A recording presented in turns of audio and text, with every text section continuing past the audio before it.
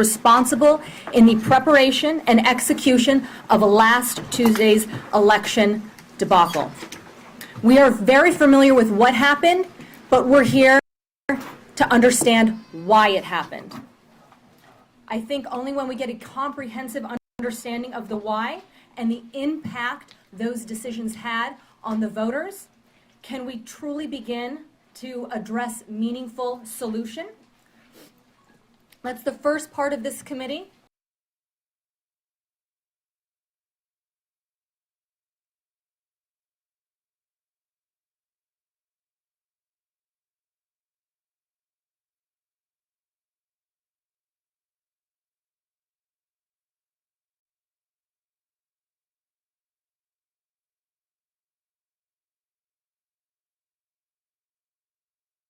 The second part of this committee will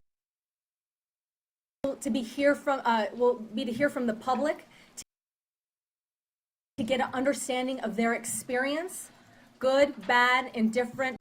I think it will be probably one of the most impactful parts of this committee to hear from the public what had happened, what it meant to vote, and to get a greater understanding of what they went through. With that, we have an application here where you can register in to make sure you're in the queue to speak. So for those who want to do that right now, who are in the audience, please make sure you have registered in our system. If you're having issues or problems, we do have paper forms here that you can fill out, and that also is acceptable. Just to note, when you do it online, there's an opportunity to make comments, and that will be in the public record, so I think that's important. Secretary Reagan may or may not be here, so we're going to start with Helen Purcell, and if when she gets here, we'll move right to her as our second speaker. So our first speaker will be Helen Purcell. Madam Chair? Yes. Sorry. I know that you want to get some of the testimony here, and I know we have a lot of people who want to speak after that, but is it at all possible to hear from some of the people and their experiences before we have some of this testimony, at least some of them, because these are folks who stood in line for hours. They stood in line for hours to vote. They shouldn't have to wait hours to speak here, and I think that some of these folks should hear from these people directly. Thank you. Thank you. I think we're going to start with Helen Purcell. We need to get an understanding of what happened, like I said, in the why, and then we'll move from there. So if you'd like to address the committee this morning. Thank you so much for coming. Thank you, Madam Chair, members of the committee. I think, as you usually do out here, for the record, my name is Helen Purcell. I'm a Maricopa County Recorder. I want to begin. Okay, I'm sorry. There's some people in the audience who can't speak, so if you could just come a little bit closer to the microphone, that'd be terrific. Thank you. I want to begin by, again, apologizing for what took place on March 22nd, for the long lines, for the inconvenience of our voters. As I said before, I am deeply sorry. It was my responsibility to put this election on in Maricopa County, and we obviously made some mistakes. And I want to apologize to not only the members of this committee, the members of the public who are present, and those who might be listening. As I said in the past, I am deeply sorry. We have put together a slide presentation to kind of take you through what took place in the planning for this election. And if you would allow me to do that, that presentation will be appearing on the screen, and Jen Marson will lead that. I'm not the technology person here, but she's going to lead that. And then I think that will answer just some of your questions, and then we will be, of course, available for anything after that. So you're not going to be the one that leads the presentation? Pardon? You're not going to be the one that leads the presentation? No, ma'am. No, it's a brief presentation, and then we'll be available for questions after you see what the information that we've put together. Okay. Jen, if you want, I find that peculiar, but Jen, if you would like to lead the presentation. I do. Can I move this microphone down here a little bit. Go ahead, make adjustments if you need to. I don't know whose that is. I'm sorry. Okay. For the record, my name is Jennifer Marson. I'm the Executive Director with the Arizona Association of Counties, and we are going to go through a brief presentation to go over kind of the overview of the different areas that you had on the agenda that you wanted to address in terms of Maricopa County. Before we get into that, you would also ask me to talk a little bit about counties in general, since I'm with the Association of Counties. Go ahead. I'm sorry, let's make sure we aren't interrupting from the audience. I appreciate people have comments, but let's keep them to ourselves. We have a speaker here at the podium.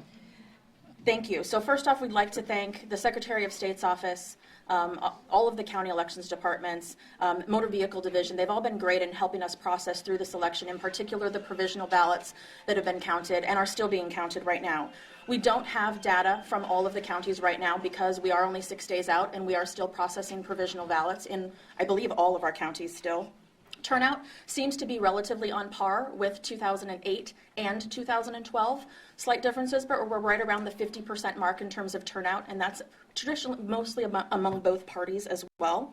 We did have vote centers, obviously, here in Maricopa County. We had them in Yavapai, Cochise, Yuma, and Graham County as well. In 14 of our counties, we did not have this issue. It was a significant problem, and it was a significant problem in Maricopa County. But I don't want anyone to think that this was a statewide issue. It was Maricopa County specific. Arizona and Maricopa County in particular have a history of successful elections. We would consider this an anomaly, a big one, no doubt, and Maricopa County has accepted full responsibility for that, but we don't think this is elections as usual, and we think the track record previous to March 22nd proves that. So we know what the problem was, we know how to fix it, and we are prepared to fix it moving forward. So let's get into some of the data. Now, some of these statistics are unofficial. As we said, we're still counting ballots. So as we go through, and I believe members were provided with a printed out copy of the presentation. Okay, so we're talking about 1.2 and change eligible voters, and that's because a portion of our total registration are not eligible because they were independents, and per statute, they could not vote in this election. Early voters and PEVL. PEVL is the acronym that stands for Permanent Early Voter List. We had 897,000 voters, or 72% of those eligible were on the Permanent Early Voter List and received a ballot in the mail, or they one time requested an early ballot. So that number includes both of those categories. We had just over 533,000 early ballots returned to the county, and we had just over 83,000 voters vote at the polls last Tuesday. In terms of provisional ballots, we had approximately 24,000 of them. Again, this is Maricopa specific and this is unofficial. We're still working our way through those. About 18,000 of them were from independents. So not eligible to vote in the election, but we did have to vote them a provisional ballot because we don't deny anyone a ballot if they show up at the poll and request one. We had approximately 11,500 early voters show up at the polls and want to vote at the polls. However, only 147 of them had to vote a provisional ballot. The rest we were able to give a standard ballot. We're going to talk a little bit more about that later. Sorry, the screen, the only screen that we can see is having problems, and we're unable to see the presentation. Yeah, we can't follow the presentation. Okay, we're working. We'll work on it. We'll do the best that we can to facilitate being able to see the presentation.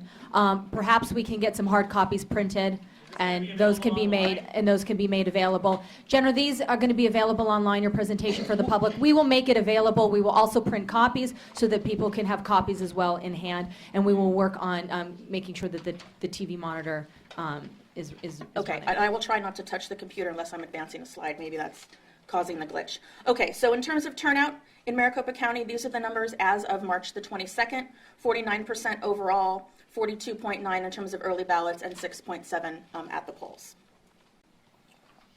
So the biggest question on everyone's mind is how did they come to choose 60 as the number for the vote center model, right? So we're going to talk a little bit about how they did that math. So To that point, I want to hear from Helen Purcell how you turned 60.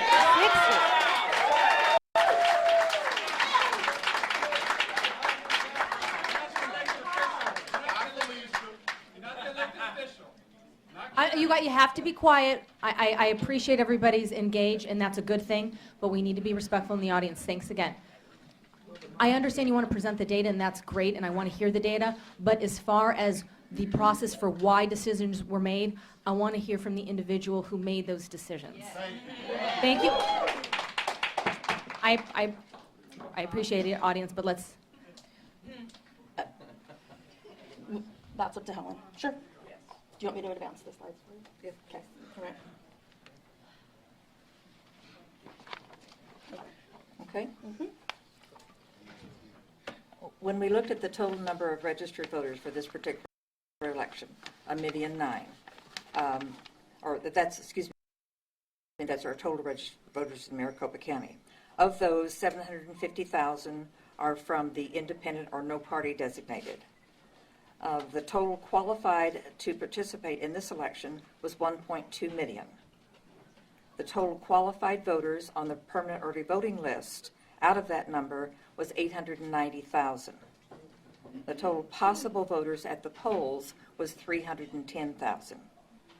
The estimated turnout, using the 2008 as a model, since that was the last election where we had a contested presidential election, was 23% at the polls, or 71,300 registered voters. Of that, we figured that there would be 1,188 per polling place.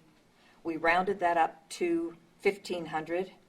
In 2008, we had 5 to 7 workers, 2 lines to check in, and at that time, we had paper rosters for a signature check-in.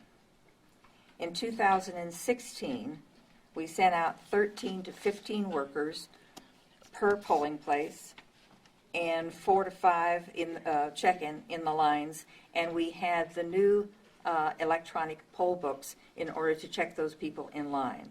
And with the electronic poll book, you can use your driver's license or voter identification card and just swipe that through the electronic poll book, and it will bring up the voters' information as to whether or not they are eligible for that election and the ballot that they should receive. So this is. Madam Chair. to that point, Representative Mesnard? Madam Chair, Ms. Purcell, I'm just making sure I'm trying to follow you. So you're comparing 2008 and 2016.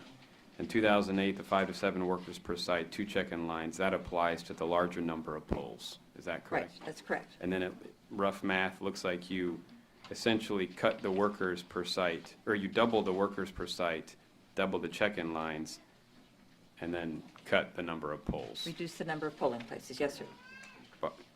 Down Excuse me, 30% Madam Chair, of the. Representative Mesdar. Okay, just making sure I'm following. Thank you.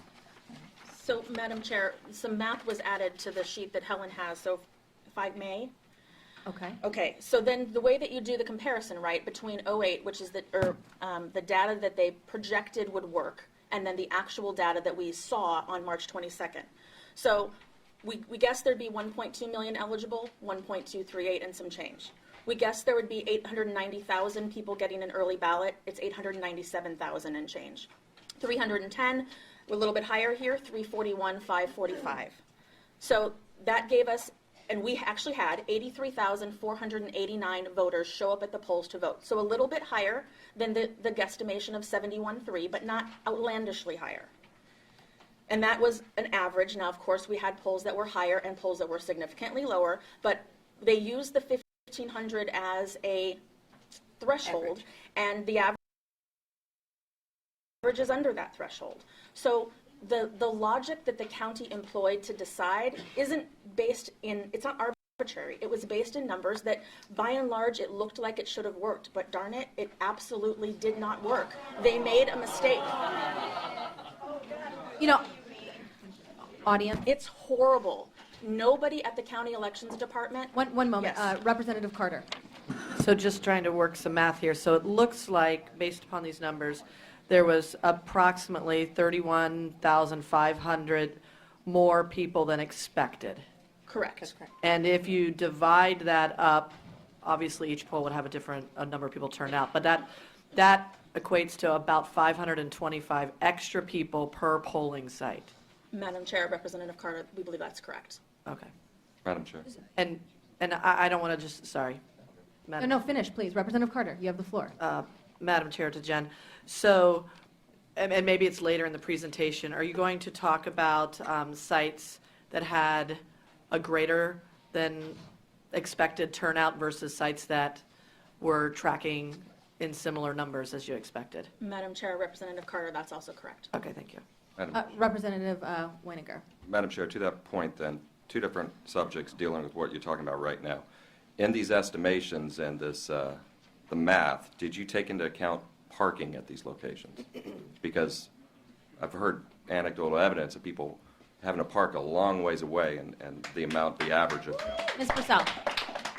Madam Chair, Representative Winiger, yes, we did take that into consideration because we knew that if we had this number of sites, we had to have larger facilities that had better parking than what we would normally have at our polling places. Okay, Madam Chair, secondly. Yeah, yes. Did you take into account this plan of being able to vote anywhere at any location in these estimates? Absolutely. That was one of the parts of this. That was an extra thing that was added to it. In a normal election, our system will not let us do the vote centers. We have to do that in a regular primary and general election. We have to have the 724 precincts.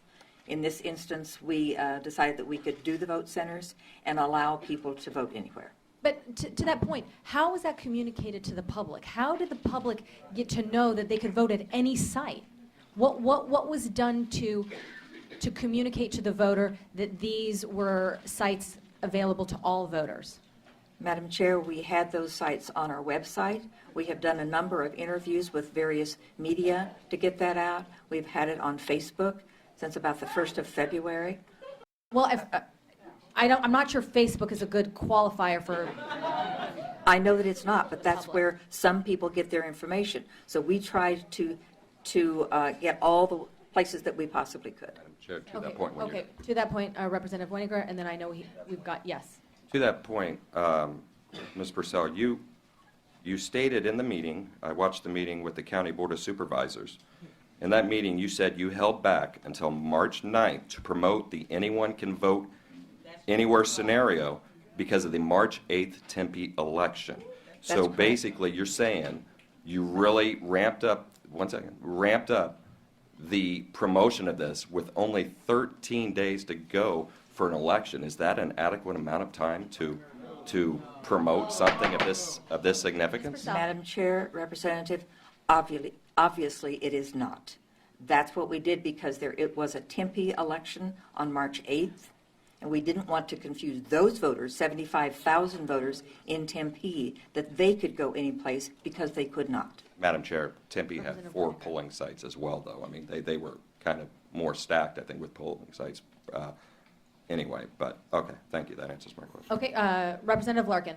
Thank you, Madam Chair. Madam Chair, Ms. Purcell, what steps were taken to ensure that the voting centers did not adversely impact populations covered by the Voting Rights Act? Ms. Purcell. Madam Chair, Representative Larkin, we looked at the county as a whole and put polling places in places where we could find large areas, and it covered all of the areas of the valley, whether it was minority or any other area. We did not look specifically at any one particular one as being in an area. Representative Larkin. Thank you, Madam Chair. Madam Chair, Ms. Purcell, in my particular district, there wasn't one polling location. And then going back to your numbers up here on the screen, you know, I don't want to spend a whole lot of time on our presentation, to be quite frank with you. And, you know, we saw, you know, Trump rallies, we saw people come out for Hillary, we saw thousands for Bernie, and I just don't understand why that wasn't calculated into your polling locations. I mean, you yourself said that there's a significant amount of energy going across the country, and you were excited about the elections, and they were going to basically, you know, use numbers previous elections when we have thousands and thousands of people who are getting energized over this presidential year, and we didn't blink an eye over that for whatever reason. Okay. Madam Is there a Chair. question? Representative So, Larkin. Madam Chair, was that even a thought when you were deciding to set up 60 polling locations, when thousands and thousands of people that were being rallied up for the presidential year? Ms. Purcell. Madam Chair, Representative Larkin, we set up the polling places way in advance of an election, as we have to do to set up our system, set up any election system. And as I have said before, I apologize profusely for those polling places being inadequate. The I- audience, I- we're going to, in order to get her testimony, we have to be respectful, please. Listen, audience, please. It's important. Allow her to communicate her thoughts. Madam Chair, Representative Larkin, as I said, we made some horrendous mistakes, and I apologize for that. I can't go back and undo it. I wish that I could, but I cannot. I can only say that we felt that we were using the best information that we had available to us and in past history.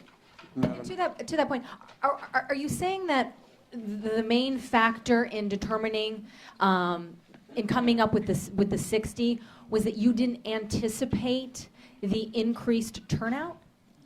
Madam Chair, no, that is not what Okay, I'm then what saying. specifically, I got a little bit lost in all of your numbers. What specifically led to the decision to go from, well, one, to go from 211 in 2012, but in 2008, which you keep referencing, there was 403 locations. Madam Chair, there were, in 2008, yes, there were a little. That's right, 403 locations. So we keep talking about this 211, but that was in 2012 when you didn't have a Democrat nominee. And so that there was a significantly less polling places. But if we're going to use the 2008 as our reference point, that's 403 polling locations. And now for the 2016, basically, open seat presidential preference election, we have 60. Tell me again what specifically made you come up with 60 as an appropriate number. Madam Chair, there are several factors. There's not any one. Okay. One of those things is that the increase from 2008 to 2016 in the number of people who are eligible on our permanent early voting list. Those people will already be getting a ballot and obviously would not or should not be going to the polls on Election Day because they have already received their ballots. Okay, so the that was one assumption issue. there was that we had an increased amount of individuals participating in the early ballot. We had a And little bit so- more than double the number from 2008 to 2016. And so there was an assumption made that these individuals were going to then vote by mail. That's correct. That's what they have chosen to do. Oh, right, chose to receive their ballot via mail, and the assumption was that they were going to also then return it via mail. Okay, so that's one. But also, if they did not return it by mail, they could turn it in at a polling place. They didn't have to stand in line. They could turn it into a polling place. Just drop their ballot off, as they do in most elections. We have a number of early voters who drop their ballots off on Election Day at every election. Okay, So that's one of the issues. The other thing that we thought with the electronic poll books, we could process them quicker than we could with the old paper. let We me also- let me ask about that. Is that something that you've had experience with in the previous elections? Was there something new about these electronic poll books? I mean, what exactly made you think that this was going to? Did you have more of them at these locations? Typically, you have 4. Now you have 15 of the Madam Chair, electronic poll yes, books. that's the case. We increased the number of electronic poll books and the number of workers, so all of By how that. many? By how many? So to give me what a typical precinct election looks like as far as staffing and poll books, and then tell me what the expanded location looks like. I think you can show it on the slide. that you have, or on the paper you have before you, that we have 5 to 7 workers per site Okay. in the electronic poll books. In this election, In the old way. oh, in the paper, excuse me. And in this election, we had 13 to 15 per site and 2 check-in lines, and then you had your electronic poll book, which means a worker does not have to look you up. You swipe that number, or you swipe your voter registration card or your driver's license, and your name comes up. Now, that's also another factor. There's also the factor of the money, and that has to enter into any decision we make about anything. I'm sorry, do you have it to that point? I was waiting for an answer to that point. Yeah, I was waiting. Okay, before we get into the money, Let her go for the money and then I'll. do you want to do, okay? Are you comfortable with that? I just want to make sure I got your question. Yes? Perfect. Finish your point, please. So we looked at the amount of money that we felt was going to be available for this election, knowing that as of the time we started planning, there was not sufficient monies to pay us for a full-blown election. So we were trying to downsize if we could in order to come up with the monies that were either already committed to this election or that we had been promised and hopeful that the legislature would look at that issue again and include more money for this election. And those bills, as I understand, have already gone through the House and the Senate. They've Okay. not been signed. What bill? The, The Secretary of State had a bill that would pay their office completely for this election. And I think the second measure on that bill was that it would discontinue presidential preference elections in the future. okay. In 2008, what was the reimbursement I for don't the know. presidential preference election? I don't. Madam Chair, that would have been $1.25 per registered voter, which had been a number that had been in statute long before '08. In 2012, a bill went through the legislature, started in Mr. Gould's name, ended in Ms. Yee's name, to make it 100% reimbursement to counties. That was in 12. And then last year, the statute didn't change, but in the budget, the legislature took it back to $1.25.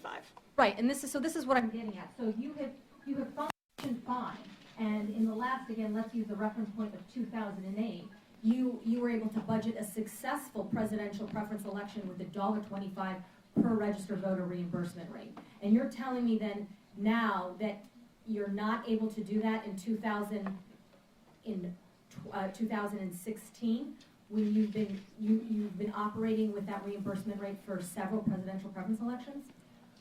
Madam Chair, I would have to check back, but I'm not sure that the monies that we received in 2008 were sufficient to pay us for everything in that election. I would have to check that. And I just want to go over, so with the 1 year when you had 100% reimbursement, which was in 2012. Pardon me, Okay. Madam Chair, perhaps I misspoke. The PPE occurred in 2012, and legislation went through during that session, which was not effective for that election. Okay, so for the 2012 PPE, The rate was 125. the rate, okay, so the rate was one. So have you ever had a presidential preference election with that 100%?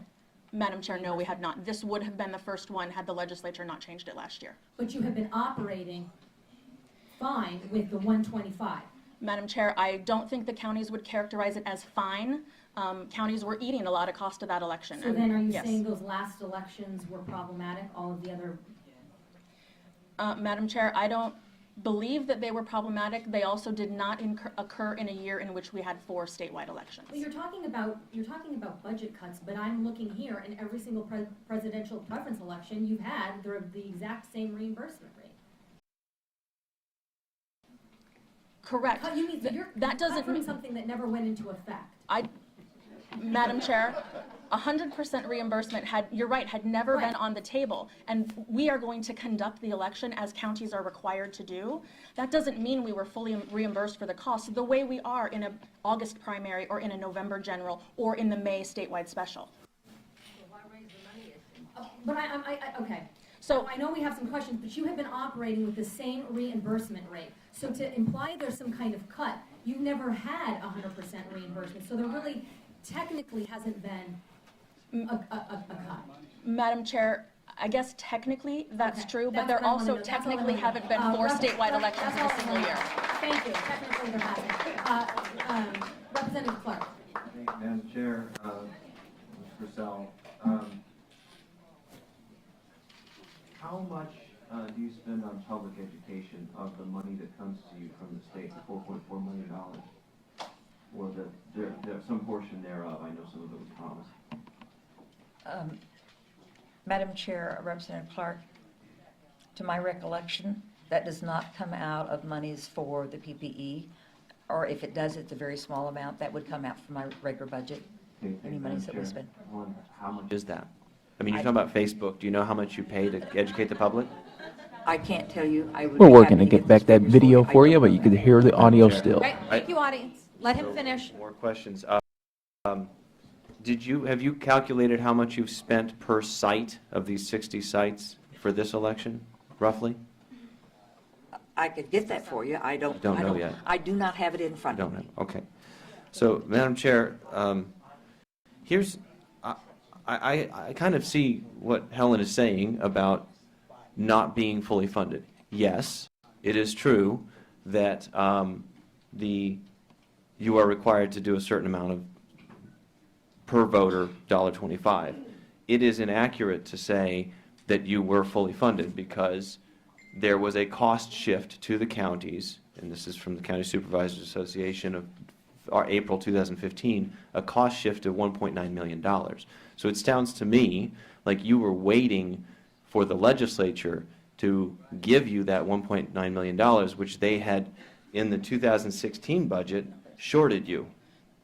Is that true? Madam Chair, if I may. Ms. Purcell. The 1.9. Stop, you. Madam Members? Chair, the 1.9 in that sheet is not correct. The shortage is the 6 and change that we are asking for in the two bills this year. And while, no. 6.6 million, 6 million. I think it's 6.2, Eric, 6.2? 6.2 is the total that's in both Senate Bill 1486 and House Bill 2557. I always forget the House bill number, I apologize. And yes, while we never received the 100% funding that was passed in 2012 after the 2012 PPE, when counties go to set their budgets, we look to statute. And so in 2013, 2014, 2015, up until the change last year, we were budgeting to receive 100% reimbursement when counties did their budget planning for future elections. Then last year, when the budget passed and no longer included that money, while yes, we had never received it, we certainly had budgeted for it because it was changed in statute. Madam Chair, we need to unpack this talk about this bill that would have given you more money. Let's be very clear about what that bill did. It gave you money for this year, but in all future years,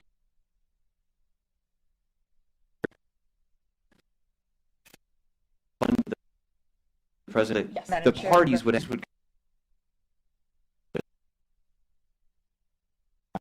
outside the state, and it would abdicate the state's responsibility to run elections. So let's not say that that is a solution to that.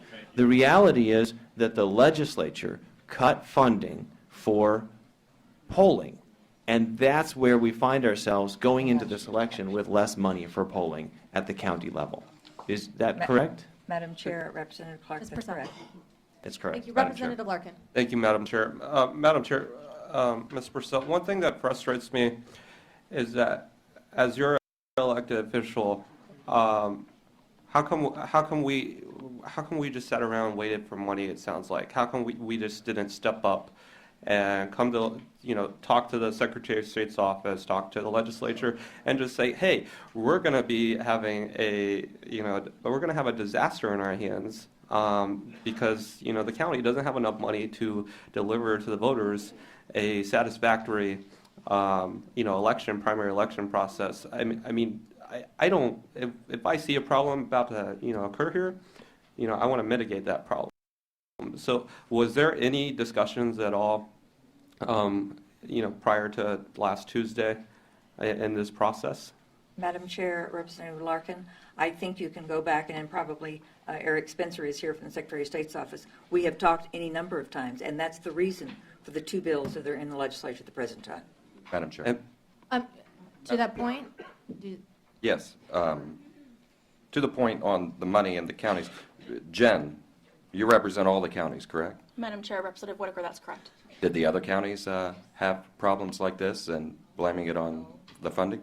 Ms. Purcell? I don't know the answer. Well, she represents all the Madam- counties' agendas. Madam Chair, Representative Winiger, the other counties are definitely going to be eating some of the cost of the PPE if the reimbursement that's in those two bills does not come forward. That's just a reality of PPEs as long as I've been doing this, because the $1.25 was set back in, I don't know, I think it was in the mid-'80s it was set. So it doesn't reflect the true cost of running an election. So yes, all of the counties will be eating some of the cost of the PPE to varying degrees, of course. Okay, so the other counties made it work. And to that point, one more question I think is important. Ms. Purcell, did anyone from the governor's office communicate to you that you would be reimbursed for this election? Madam Chair, Representative, no. Nobody from the governor's office told you that that the money would be coming and you would be reimbursed? I don't know of reassurances that I have. Okay. Madam Chair, Representative Winiger, from a lobbying perspective, our organization is an advocacy organization, and this is what we do. And we have had communications with both Speaker Gowan, President Biggs, and the governor's staff, and they seem to be on the same page that the funding is probably coming. The challenge is the other piece of the bill, as Representative Clark mentioned. And so because right now they're tied together, I don't know that I have full confidence that the money is coming, because we don't know what's going to happen with that other And issue. to that point, if you didn't have full confidence that the money was coming or not coming, why wasn't there a contingency plan to have enough polling places at the $1.25, which is the number that you've been working with for the last 3-4 elections? Why didn't you have one that one plan with the we may have more money, and then the other plan with the if we have to go back to the $1.25 reimbursement? Madam Chair, I think I've already explained that. I made a giant mistake. And that's an understatement.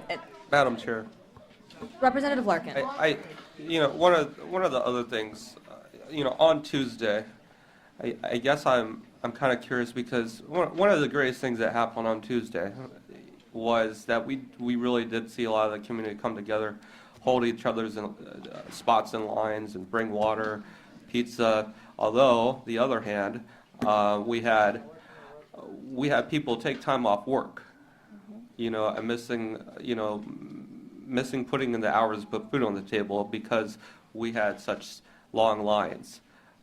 I'm curious as to what did you do? How did you react to that? To make to try to mitigate some of those impacts on throughout that Tuesday, last Tuesday. Madam Chair. Did we provide water? Did we try to what was your reactions? And what did you do to try to at least mitigate some of those problems? Madam Chair, Representative Larkin, we sent additional people, we sent additional equipment out to the polling places that were having the long lines. No, I did not send water out. Okay. Audience. Representative Larkin. That's all I have. Okay. I did have a question. In statute, I believe, and I can't, to be honest, I'm sorry, I don't know if you touched on this, but I just wanted to make sure I got it in the record.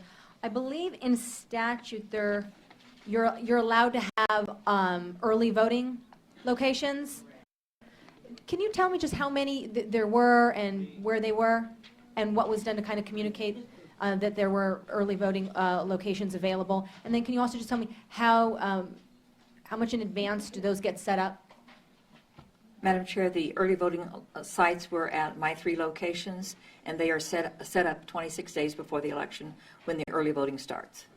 And they go through the Friday before the election, Okay, great. as required by law. Madam Chair, to that point. Yes, Representative Larkin? I just out of curiosity, Madam Chair, Ms. Purcell, how are you classifying voters active or inactive, just as we start to go down that path? Ms. Purcell? Madam Chair, Representative Larkin, it is not whether a voter is active or inactive, but whether their address is inactive. If we have gotten notification that somebody doesn't live at that address, then we are required to send them 2 different messages of some kind that have to go in the mail. And we cannot move them from active to inactive until that happens. However, if they come to a polling place or let us know or anything that they in fact are, maybe have moved to another address, but just not sent us any information, then they are removed from the inactive and put on the active. So they are never taken off. They're always there if they let us know that they are still in this jurisdiction. Thank you. Representative Clark. Thank you, Madam Chair. At one point in the question to Helen, it was mentioned that other counties were able to pull this off. And so the problem is all Maricopa, and I don't want to absolve the county of the mistakes here, but ARS 16248A says that all these other counties must have sufficient polling places such that there is one polling place for every 2,000 people. That is not required in Maricopa County. So it's much more open to how many polling places they can have. So to say, oh, all these other counties did it, why couldn't Maricopa, kind of ignores the difference that's set out in statute for those two. But I do want to ask the question about Department of Justice preclearance, which unfortunately, due to an unfortunately ruled Supreme Court case, we're not under preclearance for Department of Justice anymore, and I think we're starting to see what happens when we're not. You've been through preclearance process before, have you not? Madam Chair, Representative Clark, yes, we have. So, Madam Chair For a Helen, number of years. you have many times. So, Madam Chair Helen, when you looked at this, did you honestly think, yeah, if preclearance were still here, we would have made it through, Department of Justice would have been okay with this? Madam Chair, Representative Clark, no, I did not. You didn't think about that? No, I did not. Okay, so, Madam Chair, this is my point. When the states, yeah, she did. So, Madam Chair, this is kind of my larger point. When states are not required to go to preclearance anymore, people just don't think about it, just like you said. We didn't think about it. And that's when voters are disenfranchised, particularly minority voters, voters that don't have the means to go to these polling places many miles away and take time off work. We need to have, if not preclearance from the federal government, we must have in this state an objective committee that will look at these polling places and decide, would this pass preclearance if we still had it? That's the only fair way to have votes in this election.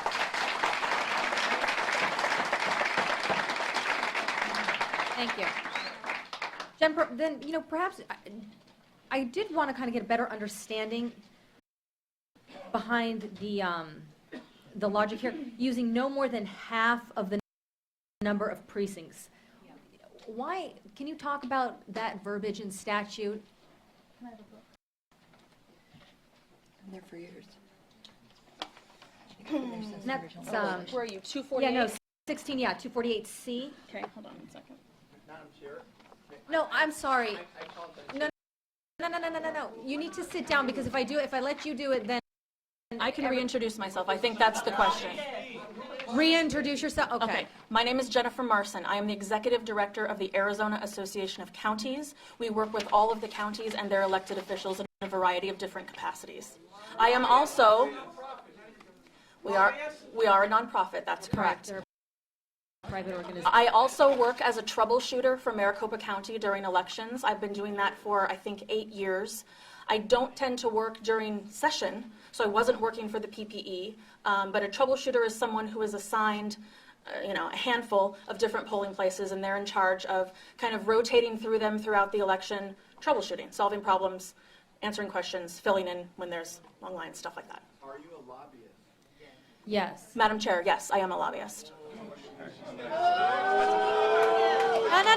No. Member, audience, you got an answer. Let's continue.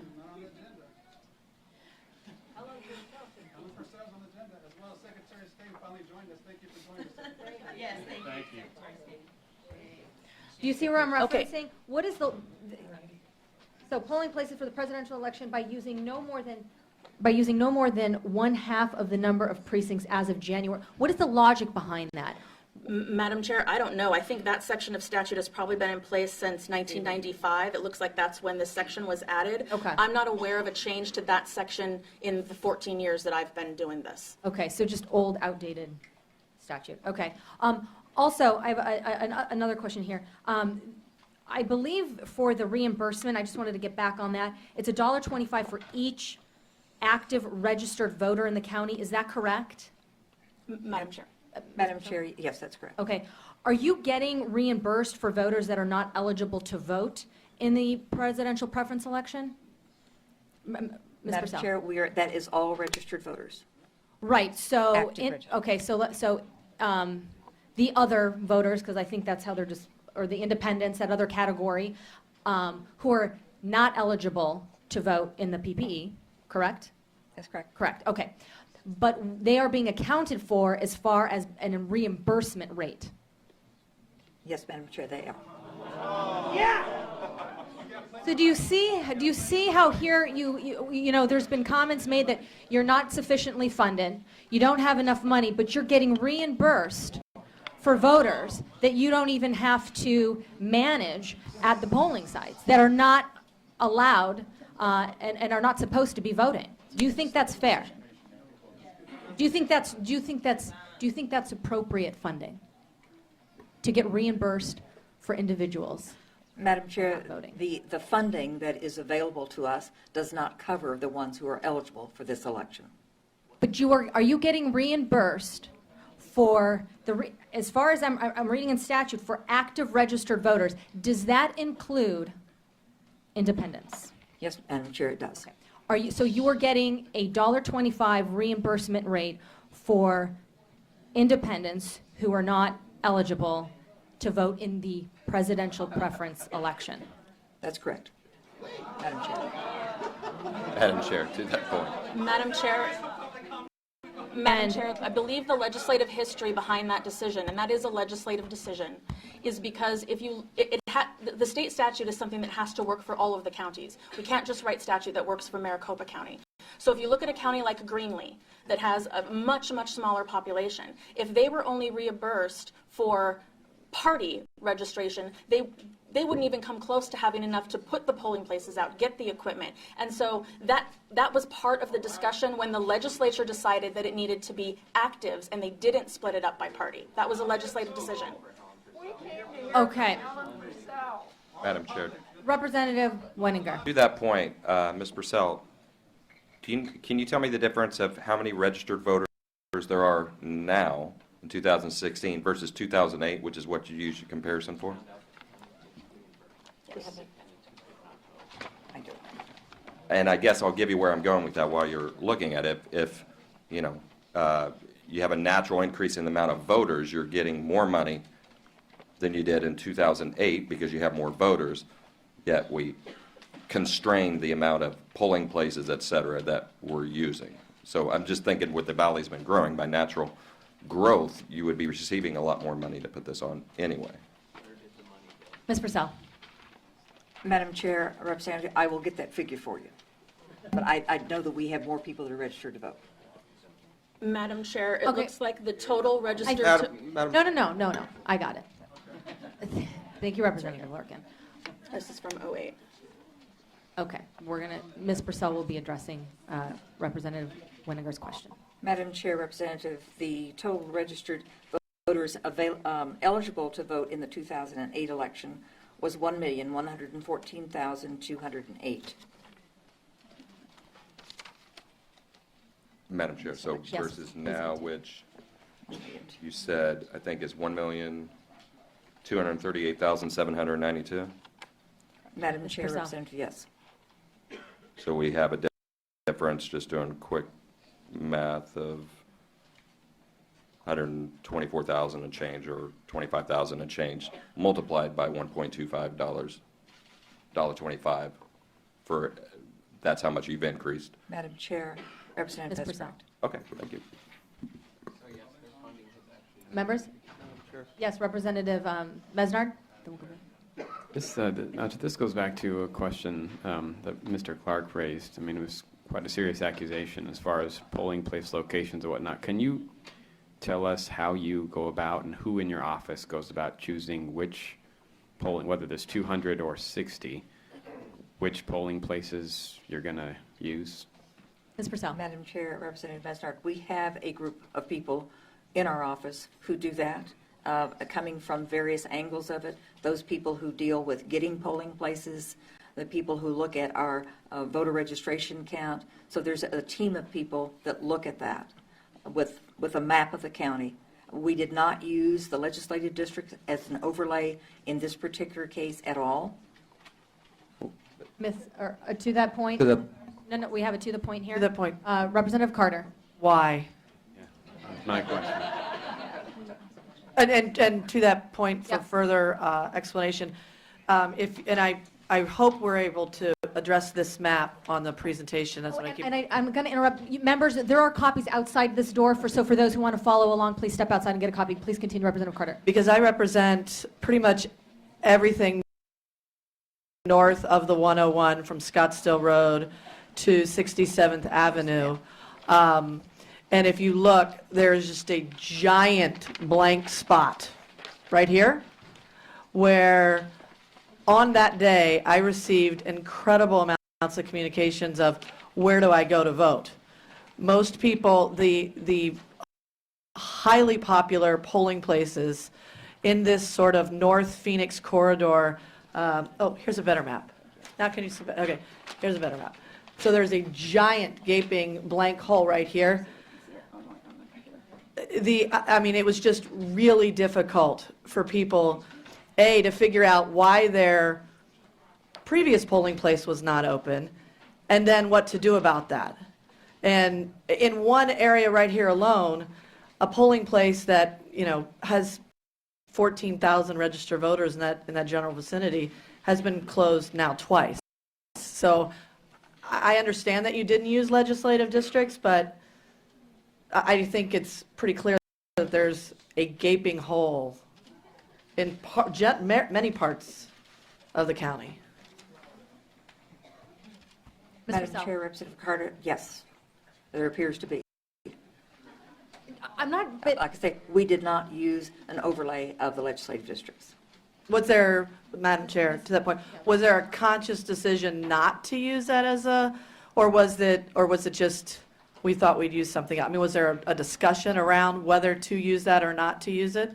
Madam Chair, Representative Carter, that this was supposed to be tallied on congressional districts. So we certainly looked at congressional districts, but did not look at legislative districts. And Madam Chair, to that point, did you look at any other geographical boundaries such as the city council districts, or was it solely on congressional districts? Madam Chair, Representative Carter, as I understand it, it was solely on congressional districts and just looking at our map in general. So just, and to that point, and it really isn't a question because I think the answer is it was just on congressional districts. That section of North Phoenix, there's entire school communities where there was one polling place. There was, in my legislative district, it was pretty much circled, but there was the heart of big population centers were not well served. So I just think for future, obviously, we want to take this opportunity as a teachable moment and figure out how we can do this better moving forward. So hopefully this never happens again. My recommendation is to look at any type of geographical boundaries you can use to make sure that all of the communities have an equal amount of accessible polling places. So that would include using legislative districts, school district, city council districts, and any other districts, county supervisor districts, and so forth. In other words, think of the.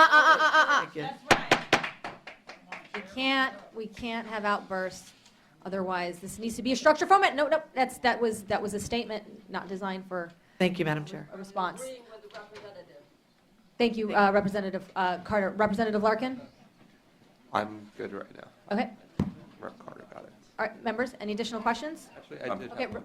yes, we'll go Representative Larkin, then to Representative Thank you, Madam Winiger. Chair. Madam Chair, Madam Chair, Ms. Purcell, did we run out of ballots at any time? Madam Chair, And, Representative Larkin, not to my knowledge, and if there were no paper I'm ballots sorry. available, Madam Chair, ask Ms. Purcell, how often did we run out of ballots? And from what CDs, congressional districts? Okay, Ms. Purcell. Madam Chair, I thought your, Representative Larkin, I thought your question was, did we run out of ballots? Yes, did we run out of ballots at any time on Tuesday, and from what congressional districts, if so? Madam Purcell. Chair, Representative Larkin, not to my knowledge, and because our fail-safe there is that there is a touch screen in every polling place, which can be used if there are not paper ballots available. Thank you. Representative Winiger. Madam Chair, I've got just a couple questions that hopefully will just be really quick before we get to somebody else. I just want to make sure we Yeah, get. please, continue. Were there any delays of significance in 2012? Ms. Purcell. Madam Chair, Representative, I don't, not that I'm aware of. Okay. That was, 2012 was only one party involved in that election. Okay. And what policy or policies have changed since 2012? Ms. Purcell. Madam Chair, Representative Weiniger, the policy, I guess, as we look at a picture of what we see the election entails, and decide what we're going to do in this particular election. So there are always, from any election cycle to election cycle, there are going to be some changes. Okay. And then real quick, because hopefully we're going to have MVD up here at some point, can you quickly walk me through the process when you receive a voter update or from the MVD, or somebody changes that an address or something, what you do when that comes in? Madam Chair, Representative Winiger, there are two processes because there are two ways that we receive. We receive either those that go online at Service Arizona, and that is taken from the voter putting the information in, and we know that they have made either a change or listed their party there. They have to do that in order to proceed to the next available thing. When somebody signs up on paper at an MVD office and we don't receive that paper, we receive the data from MVD. If it shows on the data in the party preference the word blank or something similar to that it's not a party, then we do not change the party of the person. We leave what they have on our records. We only change the information that they're trying to change, like their address, possible name change, something like that. Madam Chair, to that point, Yes. how is that facilitated? And we need to dive deep with MVD on this too. When you get that over there, it has, and that's the one I want to drill on, the one that says blank. Is it a computer that makes that change, or is it a worker at your office that makes that change? Because obviously you have to go and you have to figure out somehow, is it a computer figuring it out or a human being figuring out what their previous registration was and whether to keep that? Madam Chair, Representative, look at it this way. We're looking at our system and seeing what they have sent to us, and if they've changed an address, we're going to change that on our system. If we see blank, we're not going to change anything in that category. Okay. How many of those do you think you get a year? Madam Chair, Representative, I have no idea. I can certainly get that for you. I don't know. Okay. Do you think there's a possibility, being you're saying that this is dealing with humans putting it in, that there's a breakdown in human error, some people who are seeing blank and putting in P and D? Madam, you mean on our records? Excuse me, Madam Chair. You get a form over there. You're saying somebody actively... We don't really get a form, we get data. Okay. We don't get a form. But there's a human actively looking at the computer and changing the address and doing that? Madam Chair, Ms. Purcell. Representative, yes. Okay, Madam Chair, what I'm asking is there a possibility, I don't know how many people you have doing that on staff that's their job, but is there a possibility that there's a minority of them who are just either doesn't have the training or doesn't want, to go through the process of that and is just putting in independent or PND instead of ascertaining the old information. Ms. Purcell. Madam Chair, Representative, there is always a possibility that a human has made an error. Thank you. Madam Chair. Yes, Representative To Mesnar. that point, Madam Chair, Ms. Purcell, what Mr. Winiger is getting at, and what a number of us have heard among the myriad of issues that occurred at the polls, was some people showing up who were registered independents, not knowing they were registered independents, not knowing that they were registered no party affiliation. That, I can certainly appreciate the get out the word on who can and can't vote, and we can certainly have the policy discussion as to whether or not independents should be voting in political primaries and all of that. But what we don't want is people showing up in line believing that they are registered a party, whether it's Democrat or Republican, waiting, in this case, 2 or 3 hours, only to find out that they're not registered that anymore because of something that happened. We have to track that down. And that's what Mr. Winiger is getting at, and I'm very interested, a number of us up here are interested in that particular issue. Ms. Purcell. Madam Chair, Representative Mesnard, we are, if they came to the polling place and they voted a provisional ballot, those ballots are being examined right now as we speak. The staff is working on that. If we look back, as we have in several instances, on previous registrations that we have in our system, and sometimes we will have 4 or 5 different changes. We will certainly look at that. If there has been nothing, if they have always been registered as an independent or not given us any information at all about party, then they are left that way. If they have registered in a party and not done anything since then we show that that ballot is good because they are registered in that party. So you will count it? And it will be Mesnar. counted if they're registered in the party. Okay, so But I think the point is they shouldn't have even had to have done a provisional ballot to begin with. Madam Chair, yes, that Right, not is not the that you point. have, not that you have not that you have a default plan if to take into consideration those who thought they were in one party and ultimately realized they weren't, but they shouldn't have had to vote provisional to begin with. Representative Mesnard. Madam Chair, that is, so both points are my question. So obviously, we need to fix any issue going forward, but what you are saying, if I heard you correctly, is that those will be counted. If they showed up, they were registered independent on the face of it, but you go back and see that there's been a clerical error or whatever led to this, you're saying because they filled out a provisional ballot, they will be counted. Madam In Chair, this race. Representative Mesnard, that's correct. Okay, to that point, and then Very, it is it's Larkin. very much to that point. Okay, Larkin, I see. Where that just creates a little bit of frustration for constituents that I spoke to who called after the deadline to switch to make sure that they were, if they were registered independent or Democrat, and then they registered through no action of their own independent, and they called in preparation. I had a constituent who was turned away, and I talked through it with her, and now if she had gone to the poll and waited 4 or 5 hours, would have her ballot now been counted? I mean, now I'm really concerned because She was told she couldn't. she was told fundamentally that she couldn't. And So, and that happened, but you're saying if she went to the poll, the Yeah, a testimony week- here right. that it would have been counted. right, so now that makes me concerned because, you know, that's a voter who called me and said, my entire life I've been registered Democrat, and I want to prepare to vote in the presidential primary. It was after the deadline where we were required, where you were confirming you were a party affiliated.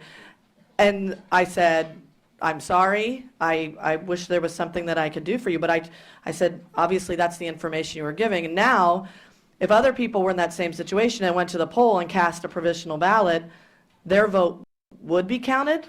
That's a concern. I mean, Right. Do you see how messed up this is? Right.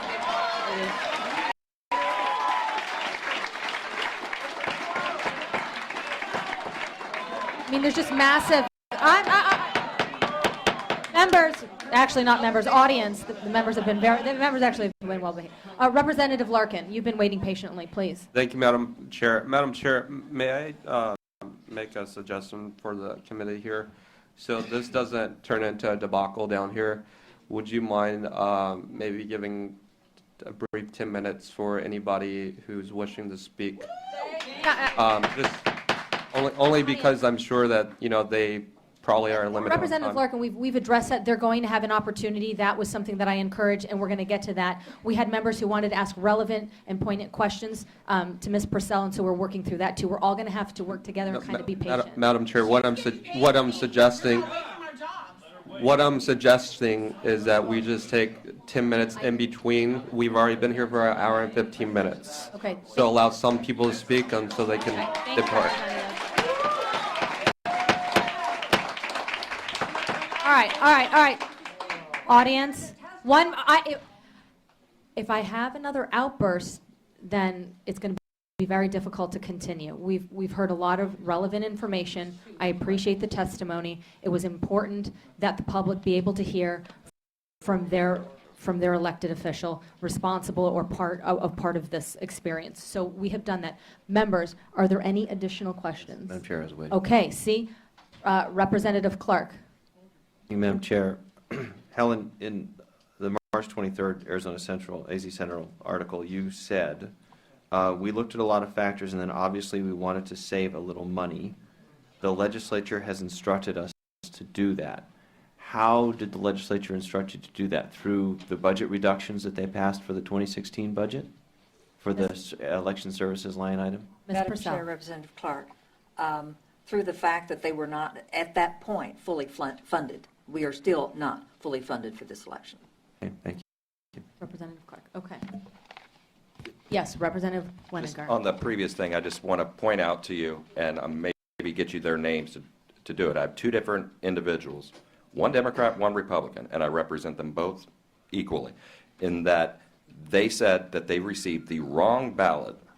So a Democrat received a mail-in ballot that was a Republican received a Democrat, and they tried calling the office, and they couldn't get it fixed, and basically they just lost their vote. Ms. Purcell. Madam Chair, Representative Winninger, we want to look at that, so I'm assuming you will give me those names so I that will. we can I don't research want to it. broadcast them publicly, but I'll get their names from them. One was an individual who told me directly, and one was a very close friend who told me that it happened to their father-in-law.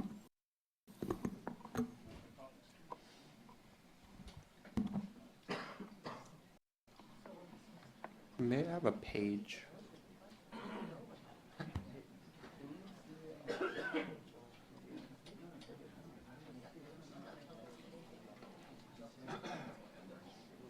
Members, any additional questions? Okay, hearing none.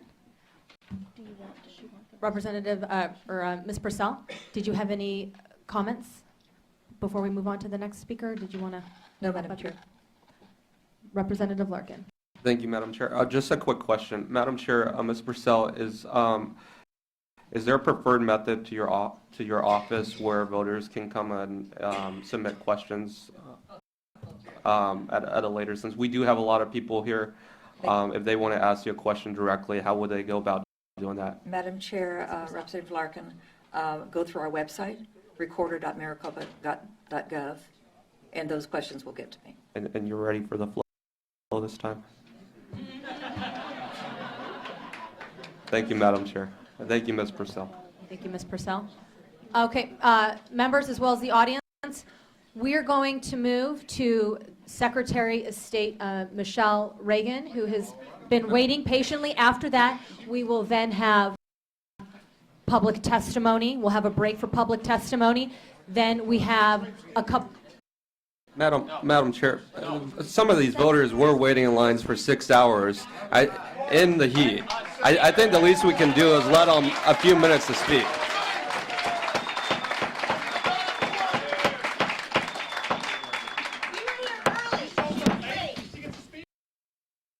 She shows up late. We've been waiting here. Audience, you're going to have to relax. Thank you. I appreciate everybody's patience. We're going to hear from You don't, if she yields her time, is the secretary, would you like to yield your time? Okay, if she wants to wait. If she wants to wait, that's fine.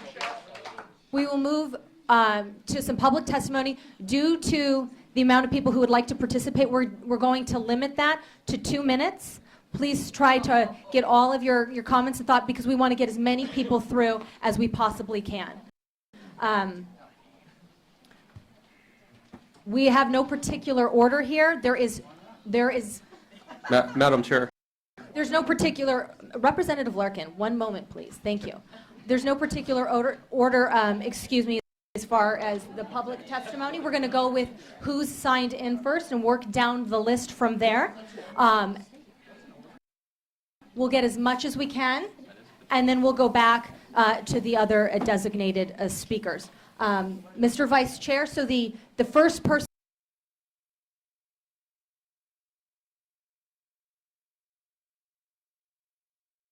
in line in our register to speak system. Okay, Madam Chair, we have, a lot of people that are here, so I'm going to be the timekeeper. And it's not out of a lack of respect for the person speaking, but respect for everyone else who wants to speak that we're going to try to get through.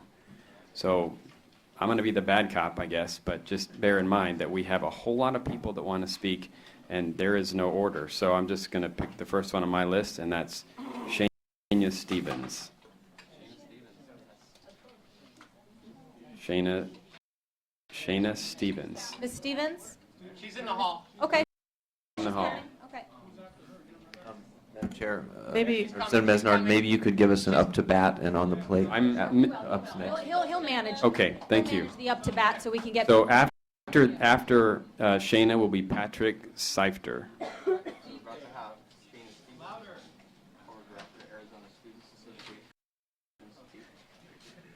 You have 2 minutes, Ms. Stevens. Thank you so much for coming down. Absolutely. Good morning, Madam Chair and members.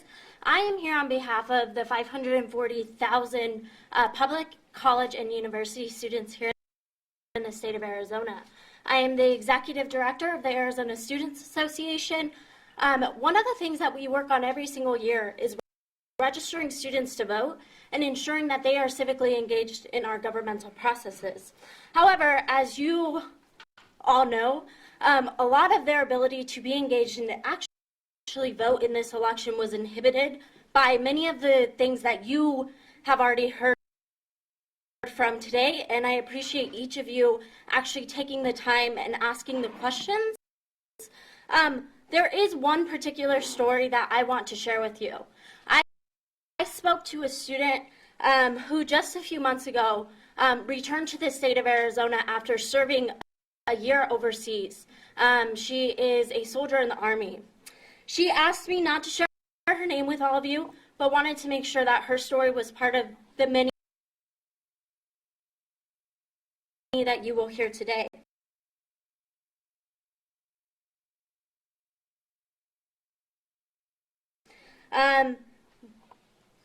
She came back from serving overseas.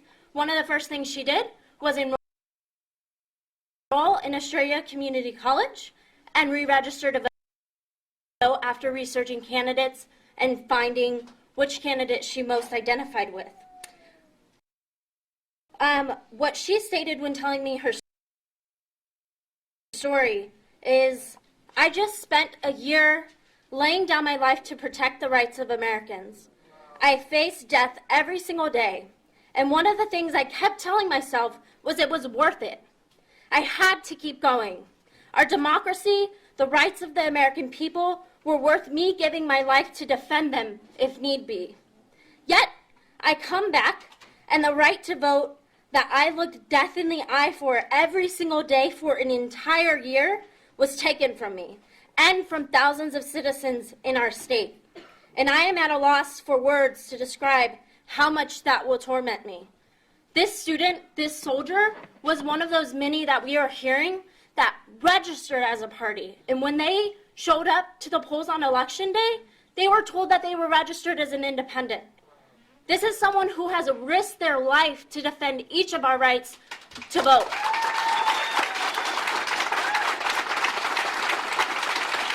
And so I ask that each of you remember her story, because she's not the only one. And while she risked her life to defend our rights to vote, it's all of our responsibility as citizens and as elected representatives that we ensure that her right to vote is defended. So thank you for the time. Thank you for your comments. The next individual wishing to speak. Is Patrick Seifter, followed by Kinsey Ramaklis. Madam Chairwoman, members of the committee, my name is Patrick Seifter. I want to thank you for taking the time. As you all know, there has been an injustice. Unfortunately, this is not the first time this injustice has occurred, nor is the first place it has occurred, but it does not make it any less of an injustice. I am here speaking on behalf of voters I know personally, as well as many other stories that have been relayed to me. I heard of elections being decided long before hundreds of voters even got to vote. Provisional ballots being given out to people who registered on time and showed up on time, and people who just had to leave because they had to go back to work. Our right to vote, and to have that vote counted, is the most direct way that citizens have a say in our political system. Self-determination is what makes our society one that we can be proud of, one that we fight for. It is a right still too many people around the world do not have. People waited for hours to cast their vote. People tried to do their civic duty and too many were not able. We demand that all these votes cast are counted. We demand that the necessary steps are taken to ensure this will not happen again. We have 3 more votes this year, not mentioning the many more votes we have in the future. You closed polling places, you denied people the right to, you denied proper ballots, you made sure that many people had to choose between voting or keeping their job. Then our recorder goes out and blames the voters for this. How dare you blame us for this? To those officials that failed us, you must show us you have integrity. You must resign. Stop pretending that this is how things are supposed to be. Stop pretending that incompetence, corruption are acceptable from elected officials. 30 seconds. Stop pretending you represent us. We do not want platitudes. We do not want empty promises. We want action and accountability. This will not end today. We will be back every election, every vote, holding you all accountable. We are secure in the knowledge that our rights will be restored. Know that the days where we are silent are not over. Every vote counts. Thank you. Thank you.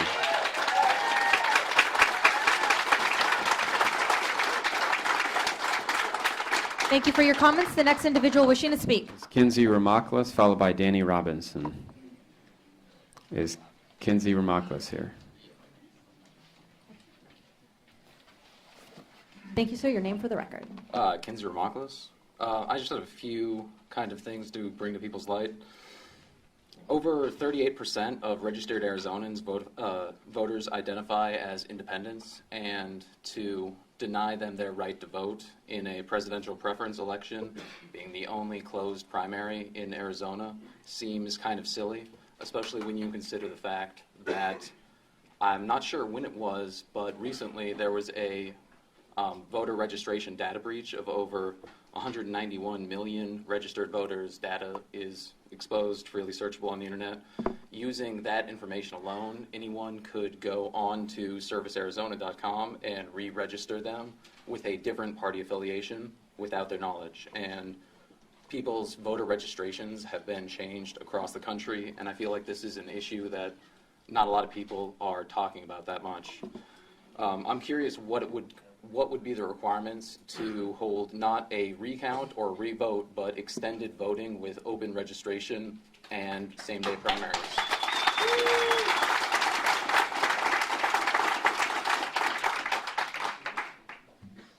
What would it take for that to happen? I'm sorry if I didn't mean that as a rhetorical question.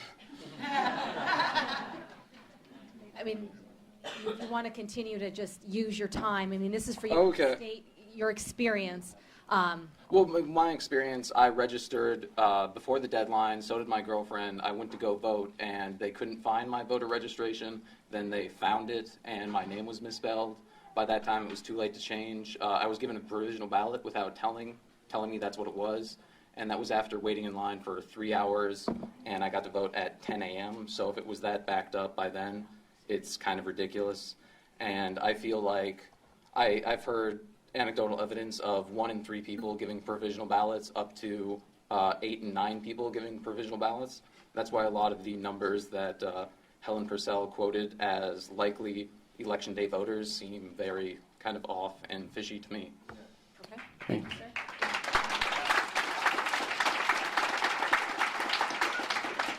Okay. So is there any, I'm just curious, what would it take to hold extended voting? Because that's my real question for coming here. A polity discussion kind of outside necessarily having the public come here and testify. You use your 2 minutes. I greatly appreciate it. Madam Chair, It can was I just impactful. respond? Would you like to respond? Madam Chair, members, and those in the audience, and sir, there are a lot of different ways people think we should handle it. Some people think independents should be able to weigh in for Republican and Democratic and other choices. Some people don't. Some people think we should have an extended time. Some people think, you should have been here for a little while. Some people think the fact that we have permanent early voting captures that extended time that folks might have. There are a variety of different positions on that, which is why it's difficult to have a one-on-one conversation. That's a conversation we're going to have. I'm just curious how You gotta inconvenient address you the can chair, make and I know. voting. Members, when you do come up to the podium, just so we keep the protocol, Okay. it's to the chair and then each individual Oh. member. Please continue. Oh, I'm just curious. It seems like voting is trying to make more and more inconvenient in the hopes that people don't vote. So, Madam Chair, Member, Would- or audience, please. with all due respect, the reason why PEVL was set up, it used to be absentee, you had to have a reason you were going to be gone. Then we just opened it up to anyone to try to make it more convenient. Now, I think it's perfectly valid that we look for ways to make things more convenient. We will be exploring those. There are, like I said, a myriad of ways that might look like. And that'll be a discussion that will be ongoing, and we invite you all to make your opinions known and to weigh in with your elected officials.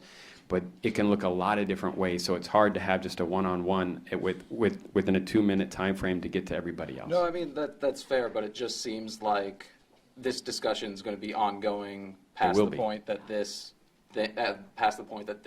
election is relevant. And it does matter now. Like if you had the ability to put forth a extended voting period with same-day registrations and open primaries, it would pretty much change the country. Madam Chair, people in the audience, Representative there's nothing we can do about what the election that just occurred. Obviously, we're trying to explore what the problems were. We can't go back and sort of retroactively give people extended time. That would be a violation of other issues that the Supreme Court's ruled on in the past. Nevada did it. People have Listen, done it in the past. It's very audience, possible. I called this hearing so that you had an opportunity to engage and be on the record. Work with me. We need to make sure this is structured and timely so we can get to as many people, all of the people possible. This is for you, and so let's use this in a timely fashion. I mean, And your comments are important and noted, and we Okay, do yeah. appreciate them. Thank you, sir. Thank you. The next individual wishing to speak, and then the next one in the queue, please. The next one is Danny Robinson, followed by Dean Palmer. Mr. Robinson. Is Danny Robinson here? Okay. Right where? I'm not seeing. Is there a Danny Robinson coming? No. Okay, then Dean Palmer is next, followed by Ryan Garrow. Yes, he's here, he's here. Who is here? Palmer's here. Dean Palmer. Okay, Dean Palmer is up, followed by Ryan Garrow, or Jarrow.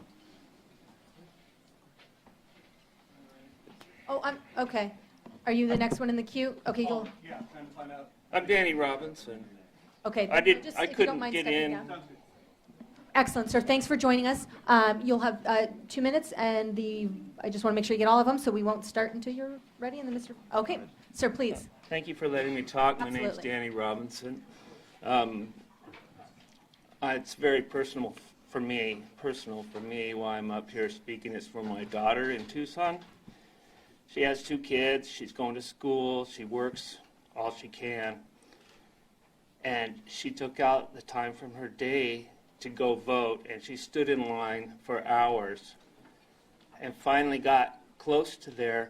And they told her that her vote wasn't going to count, but she went ahead and waited and went in, and they told her that she wasn't a Democrat anymore, she was an independent, and she wouldn't be able to vote.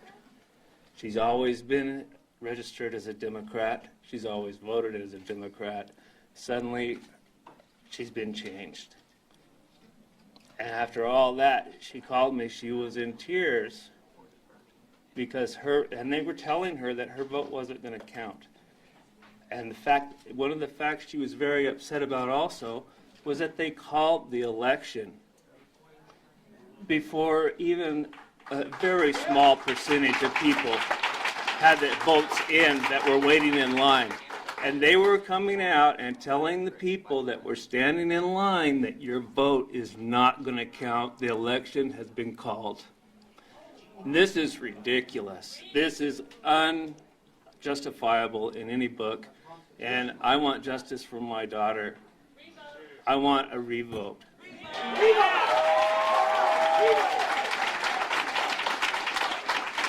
And I might add that I'm an independent. I didn't realize I didn't get to vote until my wife and my other daughter got their mail-in ballots, which I normally get. And I went and checked it out and found out that through my own not knowing, which I really don't have an excuse for, I thought that an independent could pick who they wanted to support in the election and get to vote in the primary. And I didn't get to do it, so I don't feel good about that. But really, I'm here for my daughter, Adelina. Thank you, sir. Thank you.